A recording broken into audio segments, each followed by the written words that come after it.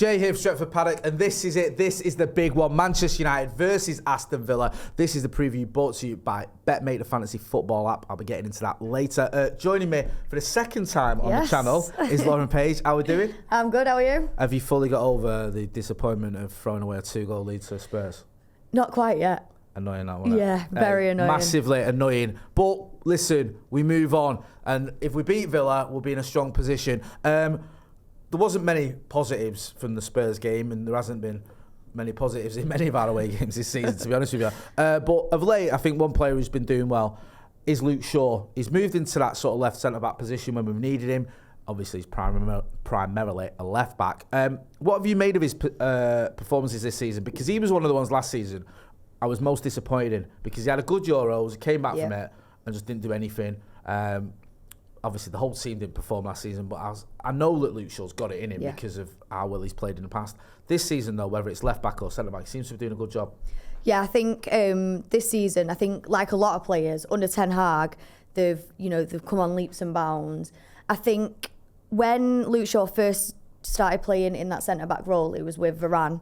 And I remember him coming out and saying Varane, would always shout to him, tell him where he's meant to be and coach him in that role. And I think that's shown on the pitch. And I think now that he's partnered with Lindelof, I can see Lindelof doing that with him slightly as well, but them both bouncing off each other. And I think as well, Luke Shaw playing there says a lot about Maguire and how better Lindelof's playing next to Luke Shaw than he did Maguire. Yeah, because I think the party line at the minute is obviously Maguire's not fit, but even when he is fit, I still think it looks like on that left-hand side, the manager prefers playing a left-back, which says a lot about your £80 million club captain.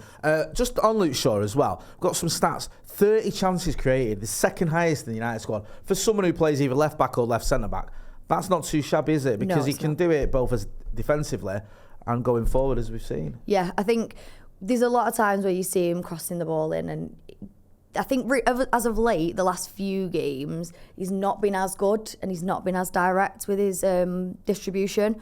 But as a whole, I think the way he goes forward, his link-up play with the likes of Rashford, it is really, really good. I do like him and Rashford together on our left-hand side when he played there. I think I've got a good understanding. Like I said earlier, it's a big game in terms of the top four race. Aston Villa have sort of thrown themselves into the mix. They might have left it a little bit late, but they have been flying. I think you were saying earlier, before we were recording, that I think since November, they'd be second in the league if you're just going off the form since then. Obviously, a little bit disappointing against Spurs, but we still took a point, so it's not all doom and gloom. Yeah. If we get a win against Villa, following a draw against Spurs, where do you think that leaves us in the top four? Do you think that's top four looking pretty good, or are you still a bit worried? I think because we've got the 2 games in hand on some of the teams, I think it probably is done and dusted. But it is always going to be a worry, this game, as we say. Do you know what? I mean, I'm looking at the table there. I think if we win our game in hand on the Scousers, we're 10 points ahead of them, which should be too much for them to catch, but I just worry. I don't want to be negative, but that is just the worst case scenario. Hopefully, though, we can get that win and we can sort of move to more or less it's done. I'm with you there. Definitely. I feel like if we got a win against Villa, I know it's not mathematically done, but you would feel pretty confident. Feels like it. Especially beating a side that is flying, absolutely flying under Unai Emery. With all that being said, Lauren, talk us through your predicted 11. This is the team you think Erik Ten Hag is going to pick for the visit of Aston Villa. Yeah, so mine is pretty much the same. Well, it is the same as the last game against Spurs. I think we had a decent first half. Yeah. I think when the changes were made, that's where the problems started to arise. So I think that starting 11 needs to start again, especially with Eriksen in that centre.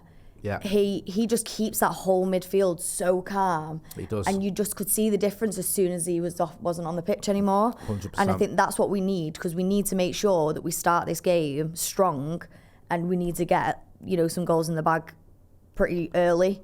To try and close the game off, but we can see that we do that, and it doesn't always. Yeah, we did that against Spurs, but hopefully we can do it this time round and keep a clean sheet, or at least win. You may have noticed, some astute viewers, it doesn't say Lauren's predicted 11, it just says predicted 11 on the graphic, and the reason for that is not only is that the same team as we had against Spurs, it's also the same team I'm predicting as well. I'm with you. I think he'll stick with the same team. I think the main question for me would have been, does Martial come in and does he move Marcus onto left? But Sancho had a good game, took his goal well. I don't see him getting dropped. Anthony, I don't think gets dropped anyway. No. That midfield, as you pointed out, is our strongest midfield. I don't think he's going to change it. And also with the defensive injuries we've got, I don't think there's any scope for changing it. I don't see Tyrone Malacia coming back into this. I don't think he's done anything remotely good enough recently. I do like the kid to warrant him coming back into the side. And the whole Harry Maguire situation, at the time of recording this, I'm not 100% sure whether he's fit or not, but even if he is, as we've already discussed, I think Luke Shaw and Victor Lindelof is a centre-back partnership that can work. If they are going to work, they're going to have to keep Ollie Watkins quiet. He's having a very good season, and he's had, I think, 14 goals this season, 31 appearances, starting 30 of them, so he's been almost ever present in the Villa squad this season, or the Villa team, I should say, this season. When you look at Villa, is he the player you think he's the main one? Because they have been playing well. They've got a lot of good players, but he's certainly the one who's getting on the end of chances. No, he definitely is. I've always said this about Watkins. Yeah. I'd happily take him at United. Would you? Yeah, I really would. He's good enough? Yeah, I do. Okay, fair I think enough. he's a really exciting player, and he can get on the end of them balls and score them. So, yeah, I think he's the one we need to watch and we need to keep quiet. And I think Luke Shaw could definitely do that in that centre-back position.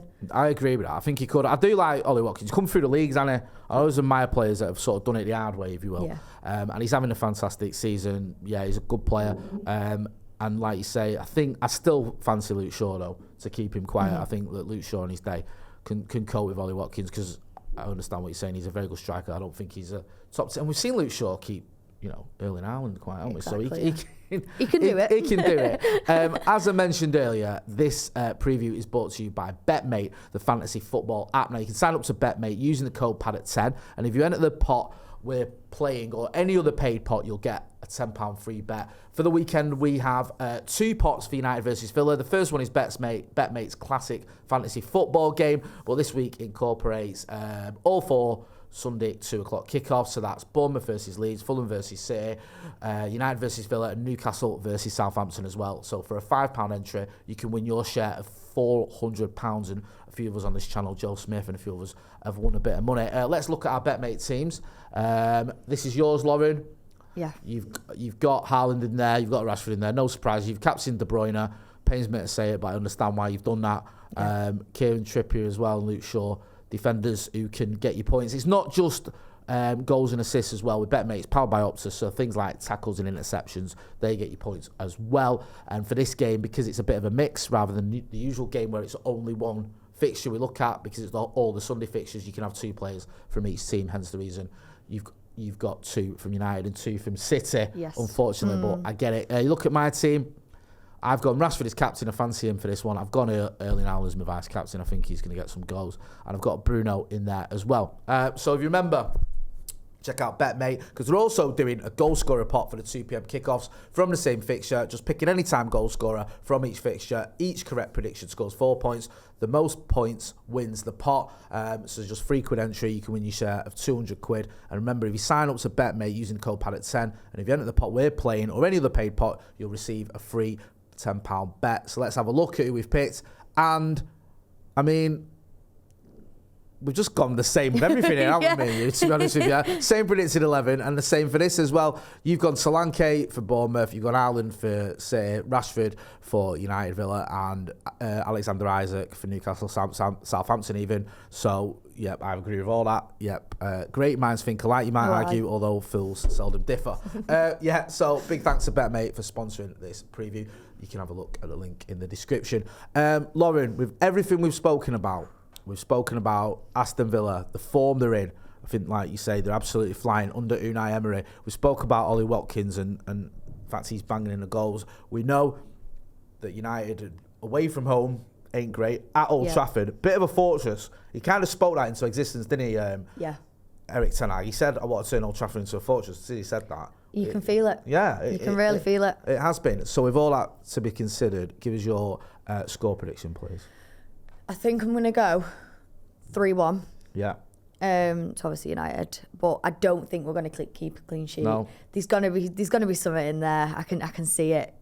Villa are too much of a good team currently in this form to not score against us. So yeah, 3-1. 3-1. I think it's going to be close. I disagree with you slightly. It's about time I disagree with you on something, to be honest with you. Everything's been, in agreement. I think we can keep a clean sheet. I think it's going to be a 1-0. I think it's going to be one of those games where you're absolutely screaming when the board goes up and it's like 6 minutes. You're like, where's he got that from? I'm probably wrong, though, because, like I say, our defensive record isn't amazing. We want to hear from you guys as well. So get your phone out. Film yourself in landscape for about 30 seconds, giving us your score predictions and send it to paddockmatchday@gmail.com. Lauren, always a pleasure having you on the channel. Where can people find you? Lauren Page _07, I think. I always forget it, but it should be in the description, I hope. Right, well, there you go. There's a bit of notice for the producers. Make sure it's in the description there. I like your style. Go and check out Lauren on the socials. There will be a link in the description. You know where to find me. We'll obviously be here for the watch along as well. You can have my good friend Scotty, you've got Jordan, you've got Dave, you've got a few of us. We're having all the post-match reaction from likes of Andy, from Steve, from all of us lot as well, so make sure you're checking that out. That's been Lauren, I've been Jay. This has been the Aston Villa preview, brought to you in association with Ben, mate. Thanks for watching.